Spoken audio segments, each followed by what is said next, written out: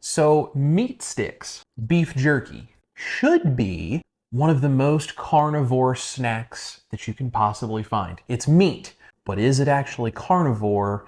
If you let somebody else make it, we're gonna find out.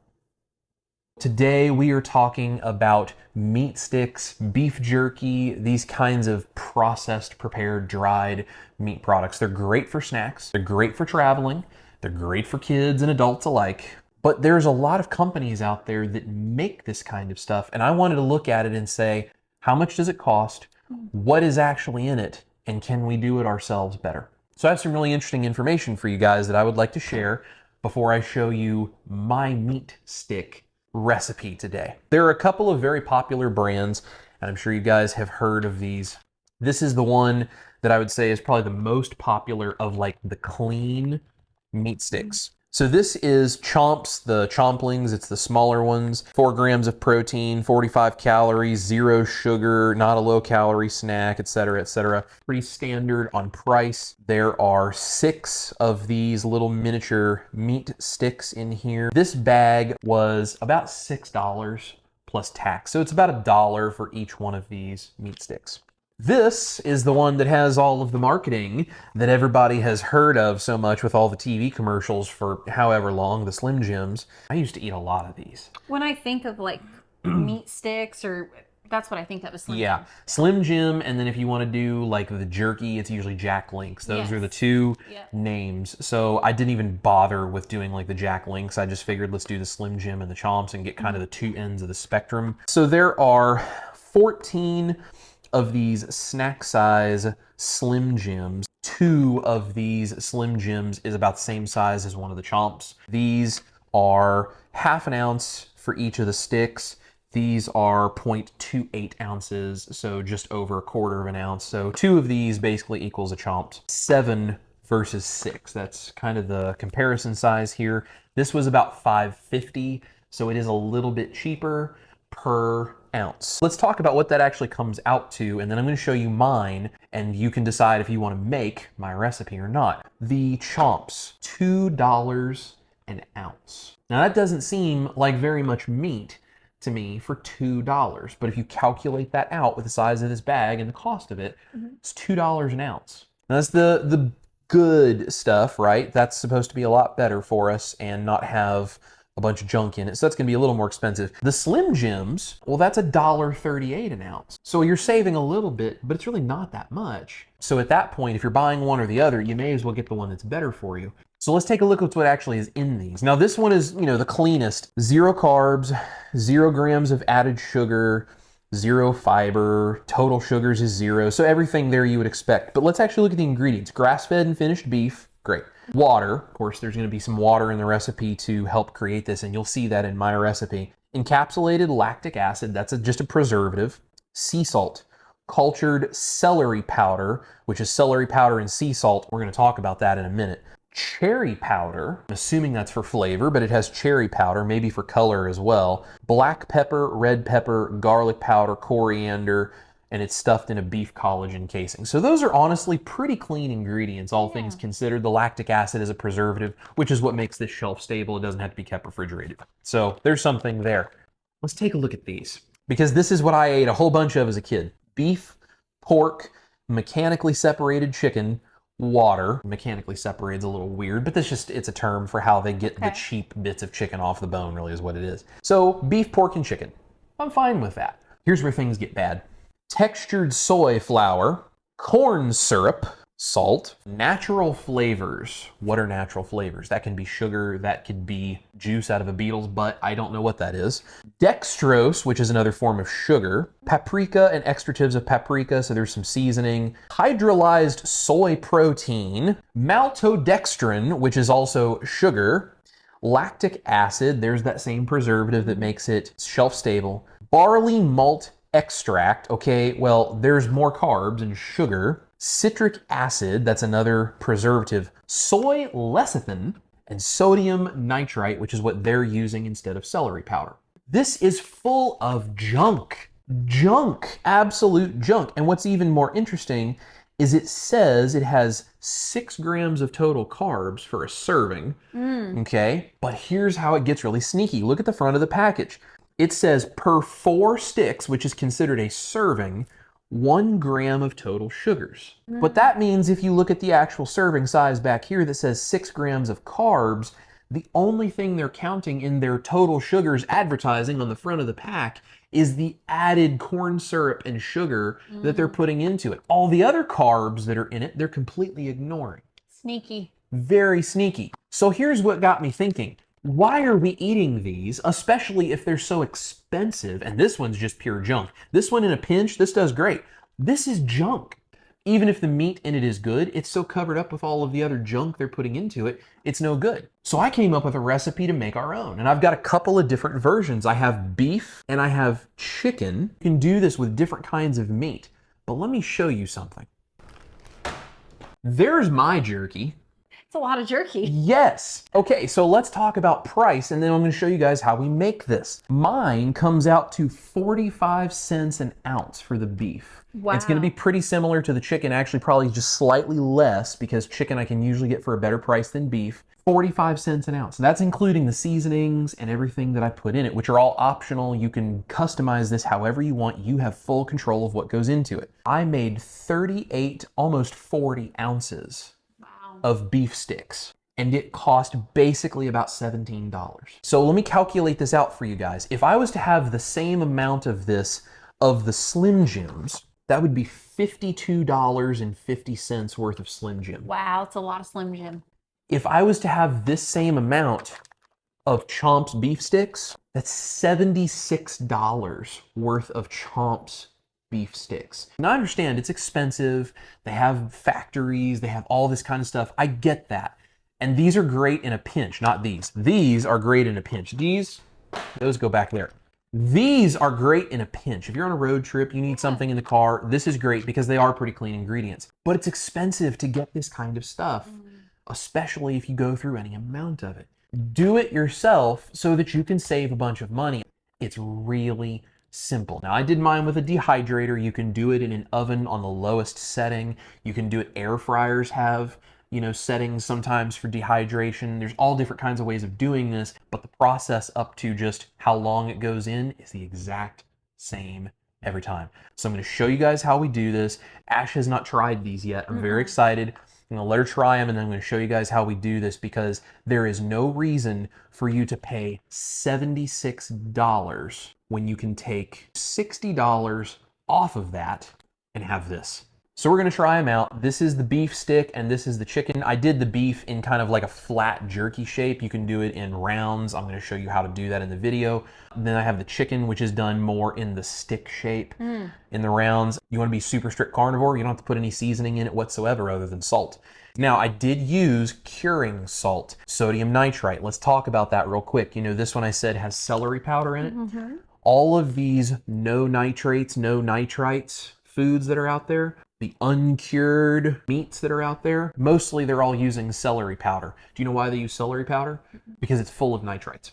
But they don't have to legally call it nitrates. So if you're freaking out about nitrates and nitrites, you don't have to use the curing salt, but it does make this more stable. It will last longer. You have less chances of bacterial growth that could ever make you sick. And guess what? If you're eating these no nitrate things, you're getting them anyway, most likely. That's just my opinions on it. If you don't want to use it, that's fine. Just leave it out and do the rest of the recipe exactly like I say. But why don't you go ahead and tell them how the beef and chicken sticks taste? Yes, I would love to. For starters, these smell really, really good. That's good. I love beef jerky. I love meat sticks. I've had chomps before in the past. Yeah. They were okay. As a kid, I would never eat Slim Jims because I always thought they tasted really weird. Yeah, BC. Your beef jerky, though, is so full of flavor. I love how you season them, how you dehydrated them. It actually also tastes like meat. It doesn't taste like something chemically processed. There's the chomps, what it looks like, which this is the better one. We're not eating the Slim Jims. I'm going to give those to someone who eats a standard American diet. Probably one of my brothers, but yeah. Can I? Yeah, side absolutely. Side by side it. There is no comparison. Yeah, that tastes like a dog toy. It really does. There's no flavor in that. It tastes like water. There's no seasoning in it. It's harder to chew and eat. Your jerky has more flavor and it's easier to eat. My jerky is just good, y'all. I had some of it last night when it was finished. She hadn't had it yet. I don't know how good it is. I will eat the whole bag. So that's the beef. Let's try the chicken now. Chicken smells really good too. These are very, very good. Way more flavor. I like the shape of these, how you did the chicken ones, because it's actually more like a Slim Jim. The pepper in there is a nice little addition. All right, so this is how we're gonna make the meat sticks. I'm going to add some seasonings and some peppers and different things. You do not have to add any seasonings. The only seasonings you have to add are salt, because it just is not gonna preserve it very well without it. And I really recommend you get the curing salt, and I'm gonna show you what that is and how much to use it. So I'm doing this based on weighing this. You can do it by like using a tablespoon, teaspoon type measurement, and I'll put that in there for you. But ideally, you weigh the meat and then you weigh out your curing salt and your regular salt.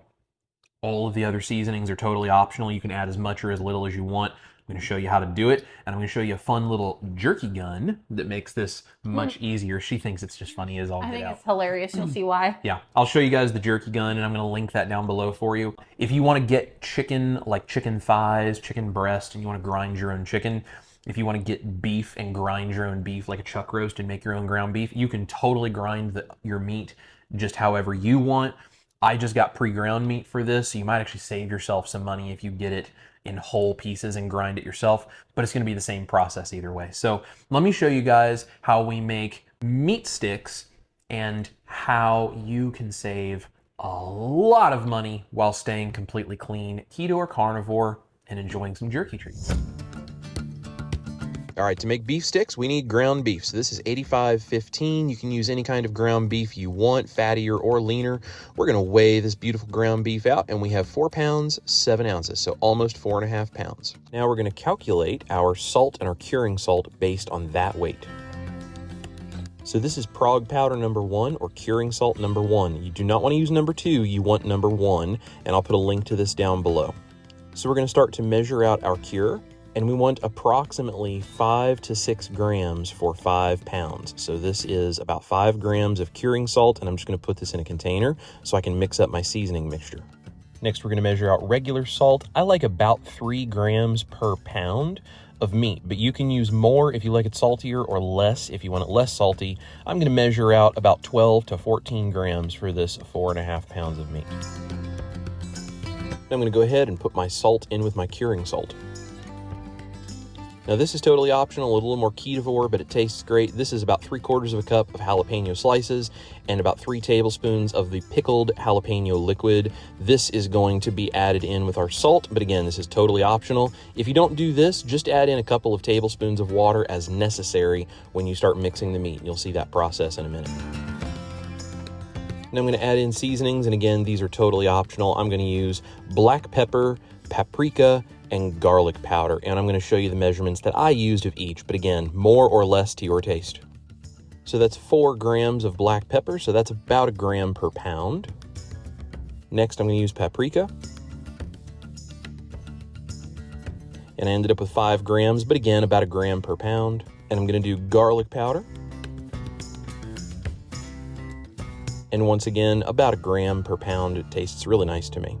Now I'm just going to use my immersion blender and turn this into a liquid or a paste, and then when we mix this into the meat, all that curing salt and seasoning will be very easy to combine all the way through the meat. Use a second container to keep from making a mess. So once this is fully liquefied, we can go ahead and pour this over top of our ground beef. And make sure you get all of it because we measured that salt by weight, so we need all of the cure.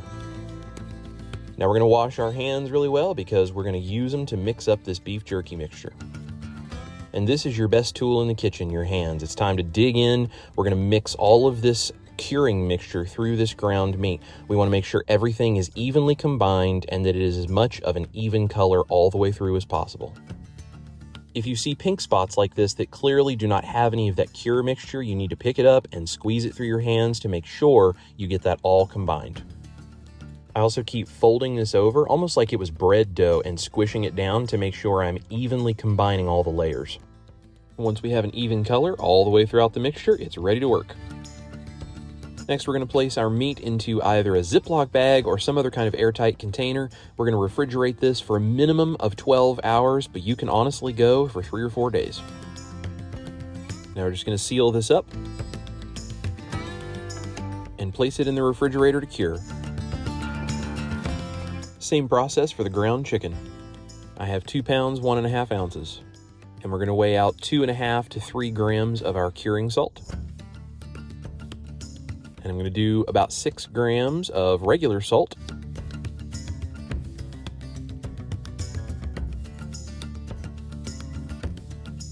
Now I'm going to add in some garlic powder, and I'm going to go with a little extra this time. And I'm going to do some onion powder.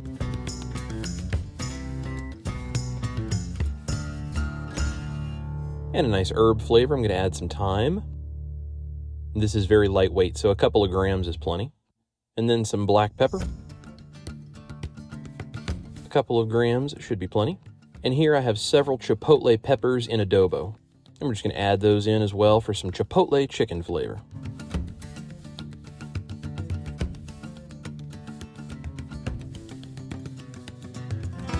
We're going to start mixing this up, and I'm probably going to have to use a little bit of water just to combine this into a paste.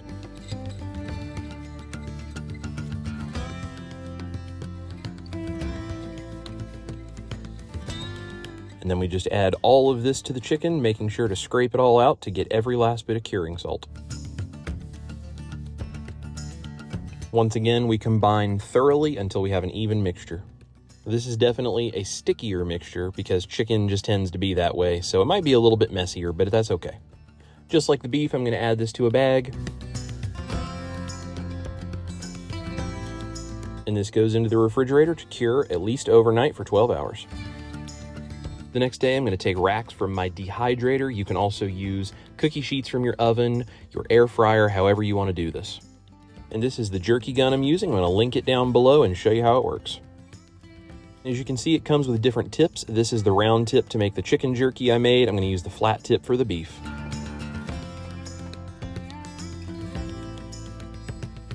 Here's the chicken and beef mixture after curing for at least 12 hours in the refrigerator. And all we have to do is load up the jerky gun, make sure it goes all the way to the bottom, fill it all the way up to the top, and we screw the trigger on. And now it's ready to go. Time to squeeze out some jerky.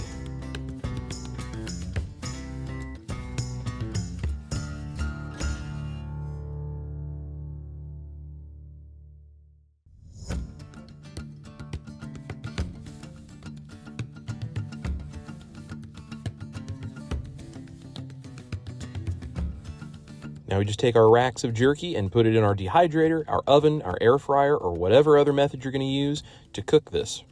Slide this on into the dehydrator. It is set at 165 degrees, and it's going to take anywhere from 4 to 8 hours, just depending on how dry you want it. Now when you get down to the end, there's a little left in the jerky gun. We're just going to knock that out into my hand, and I'm going to form it by hand. This is also the same thing you'll do if you don't have a jerky gun and you just want to form your jerky by hand.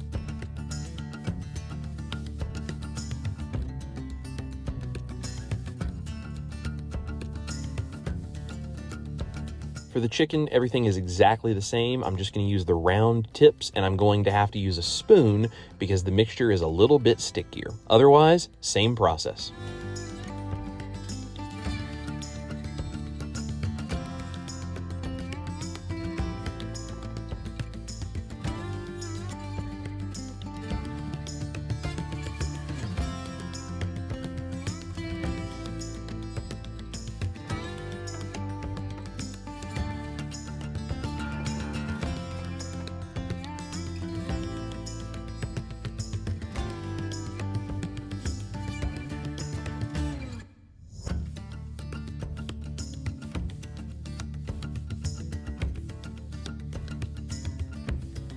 And look who thinks the jerky is being cooked for her.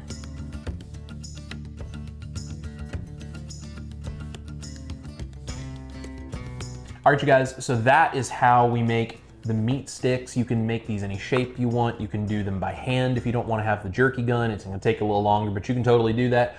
You just need to dehydrate them until they are dry and firm and cooked all the way through. And you can, if you want them firmer, dehydrate them longer. If you want them a little softer, dehydrate them less. The more moisture that is in them, the faster they will go bad.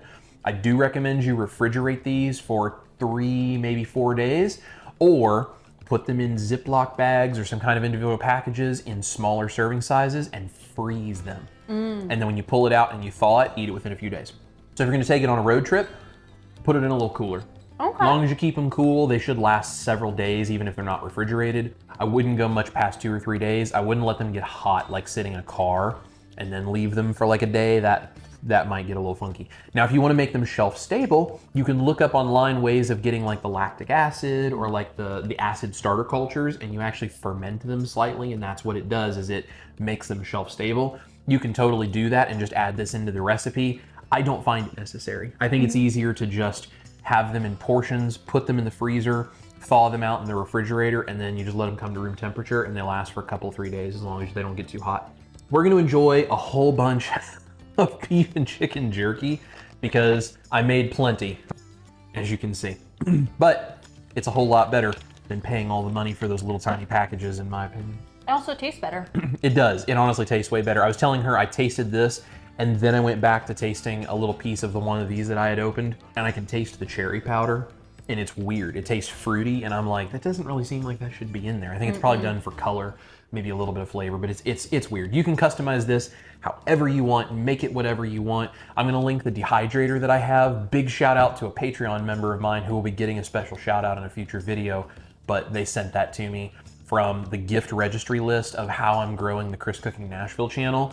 We put that out there, and there's a lot more cool stuff coming, so be watching for that. But that list is down there. If you want to help us grow the channel, you can go there and you can donate a little bit. You can join the Patreon group, you can join the YouTube memberships, whatever you like to do. If you like this kind of stuff and you want to see us do a whole lot more, you can join us in the band and you can help out with those kinds of things. We really appreciate that. If you don't want to do any of that, that's fine. Just give us a like. There should be a subscribe button that lit up down there for you guys. If you're not subscribed yet, make sure to click that. Leave us a comment down below. Tell us what kind of jerky you're gonna make.